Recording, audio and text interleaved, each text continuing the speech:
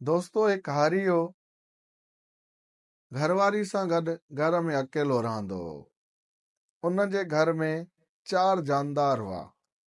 Quo, बकरो, कुकड़ ऐं कबूतर।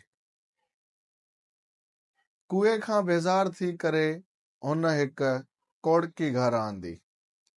कोड़की खे ॾिसंदे ई कुओ सम्झी वियो त ही काई मूंखे फसाइण जी मशीनरी आहे। तंहिं करे हू परेशान थी वियो ऐं उमहलक वञी कबूतर ताईं पहुतो।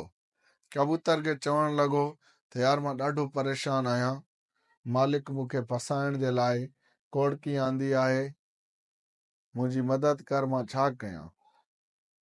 कबूतर उनखे चवण लॻो त इहो तुंहिंजो मसइलो आहे, मुंहिंजो न।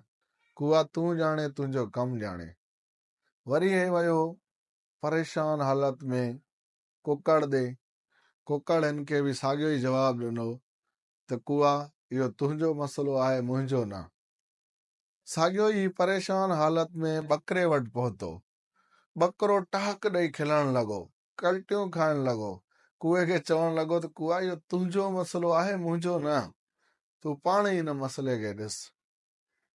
सुबुह थी उन कड़ोकी जे साम्हूं जॾहिं उन हारी जी घरवारी वई त उन कड़ोकी में नांग फाथल हो ऐं उन नांग उन हारी जी घरवारी खे डंग हणी विधो।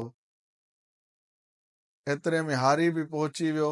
हारी खे ज़रूरत महसूस थी त हिन खे यकदमि गरम शइ खाराइजे ऐं गरम शइ ॿी का घर में मौजूद न हुई। तंहिं करे हिन कबूतर खे तकबीर ॾेई करे उहा पंहिंजी घरवारी खे खाराई, पर हुन ते को बि इज़हार ते को बि हुनजो असरु न थियो।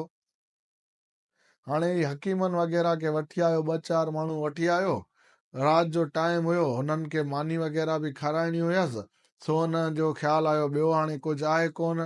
तंहिं करे हुन कुकड़ खे कुई करे उन्हनि खे भाॼी करे खाराई।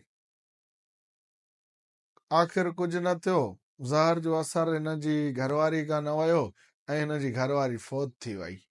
हिन जी घरवारी जीअं ई फौत थी वई त ॿिए ॾींहं ते हिन वटि ॿियो कुझु हो न, जेके माण्हू ताज़ियत वग़ैरह जे लाइ अचणा हुया। सो हिन उन्हनि जे लाइ बकरे खे क़ुर्बान करे छॾियो। हाणे इहे इन रीति टई वञी राय रबानी पहुता, अलाह खे प्यारा थी विया। बाक़ी उहो ई वञी कुओ बचो। दोस्तो, वक़्तु कंहिं ते बि परमानेंट न हूंदो। वक़्तु सभ जो गुज़री वेंदो आहे। तंहिं करे दुनिया में कंहिंजे कमु अचो। जेकॾहिं दोस्तो तव्हां कंहिंजी मदद नथा कयो त ईअं ई पंहिंजे वारे जो इंतज़ारु कयो, हिकु न हिकु ॾींहुं अजल जो शिकार थियणो आहे। दोस्तो, अगरि अव्हां असांजे चैनल ते नवां आहियो त महिरबानी करे चैनल खे सब्सक्राइब कयो ऐं बेल जे आइकन खे ज़रूरु प्रेस कयो, जीअं असांजूं नयूं अचण वारियूं वीडियोज़ अव्हां ताईं बआसानी पहुची सघनि।